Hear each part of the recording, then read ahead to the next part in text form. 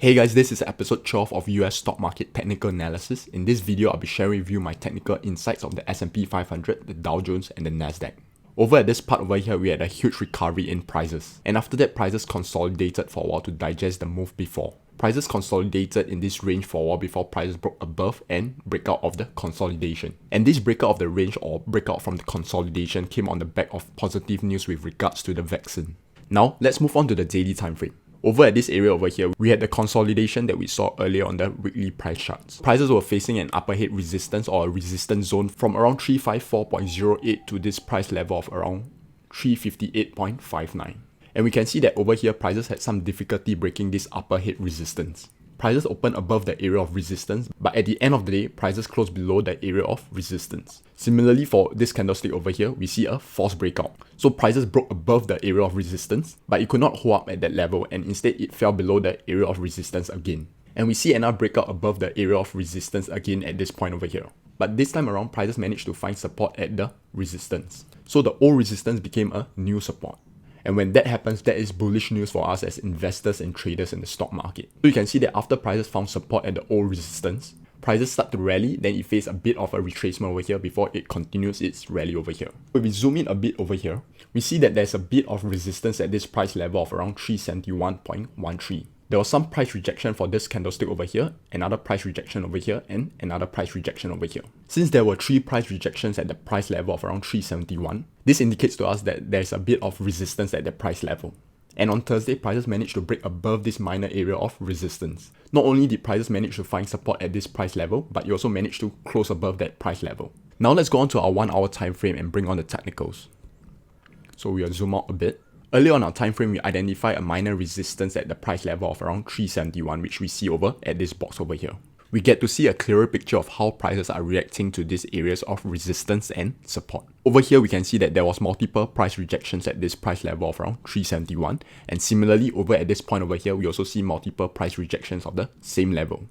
And this tells us that the price level of around 371 is an area of resistance that we should be taking a look out for. After prices managed to break above the area of resistance, we see that the old resistance became a new support level over here at this candlestick. There was very clear price rejection of this area of interest. And this shows us that the old resistance has become a new support level for prices. And right now, as prices reach this price level of around 372.48, this is the price level that I want to see the S&P 500 breaking above in the coming days to confirm the bullish momentum of the S&P 500. And the reason why I am taking a look at the price level of 372.48 is because if you see over at this candlestick over here, there was price rejection at this price level, and similarly for this candlestick over here, there was also price rejection at this price level.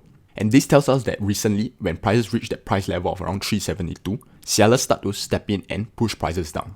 So if prices manage to trade above this price level of 372, this will tell me that the boost is in control, at least on the hourly time frame, and that the bullish momentum for the S&P 500 is still on.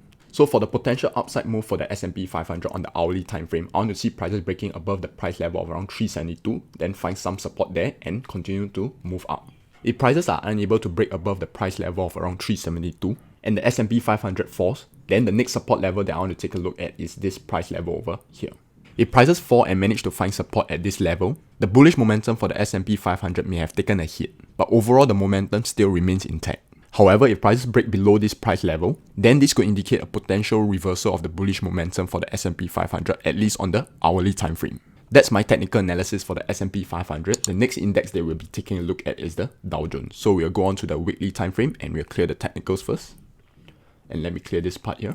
The weekly time frame for the Dow Jones is also similar to the S&P 500. We see a strong recovery in prices before prices consolidated for a bit, and then prices broke above the area of consolidation or the range on the back of the positive vaccine news, and right now we are experiencing another rally for the Dow Jones. Over here we see the area of consolidation. Prices managed to break above the area of resistance and break out of the consolidation by gapping out over here. And after prices gap out and broke above the resistance, the old resistance became a new support level. Prices managed to find support at the previous area of resistance. And that is an important concept to know. When prices break above the area of resistance, the old resistance tends to become a new support level and vice versa. Which means that when prices break below a support level, the old support level tends to become a new resistance level.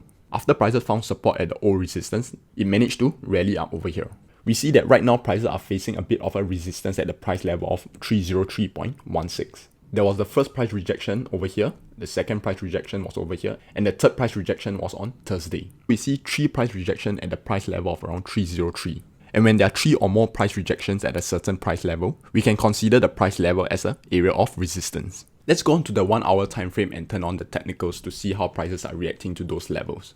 So if we zoom out a bit over here, this was the first price rejection, second price rejection, and the third price rejection. So this indicates to us that this area was an area of resistance. But notice how after prices broke above this area of resistance, the old resistance became a new support level. So prices found support here, and found support over here.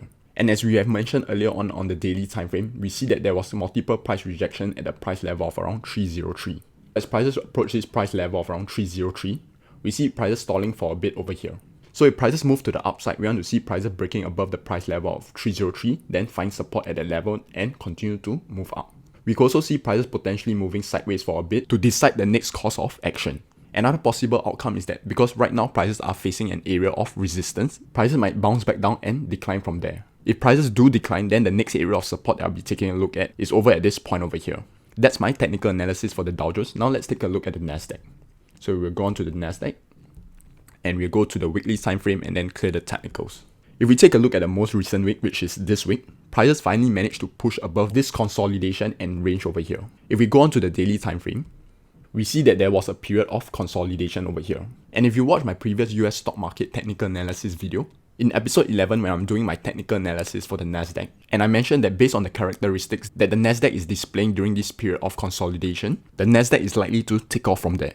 And since then, prices managed to actually take off. So you can see that over here, when prices break above the area of resistance, it managed to find support at the old resistance and take off again. And I believe moving forward, the line of least resistance for the Nasdaq is still upwards. Now let's take a look at the 1 hour time frame and bring on the technicals. Over here, prices encountered some resistance and it fell to here, which is the support level. And when prices reach a support level, it is likely to hit upwards. And prices managed to rally from here, broke above the area of resistance, and then the resistance became a new support level before prices took off again. And over here, we can draw another area of interest. So this is the point of interest. And the reason why this is a point of interest is because this is the first price rejection. And over here, we see prices stalling at this area. This indicates to us an area of resistance which prices had some difficulty breaking above. And when prices finally broke above the area of resistance, it retraced a bit and managed to find support at the previous resistance. And now it moves to the upside. So moving forward, as mentioned earlier, I believe that the line of least resistance for the Nasdaq is still towards the upside. Prices might retrace a bit or stall a bit before moving upwards. So if prices decline, then I'm looking at this area of support first. That's my technical analysis for the Nasdaq, and this wraps up episode 12 of US stock market technical analysis video. If you guys have gained some insights from this video, smash that like button because it will really help the channel grow and allow me to produce more content such as this. And if you haven't already subscribed to this channel, make sure you subscribe to this channel because every other week I release one new video sharing my technical insights for the S&P 500, Dow Jones, and the Nasdaq. I'll see you in those other videos to your financial success.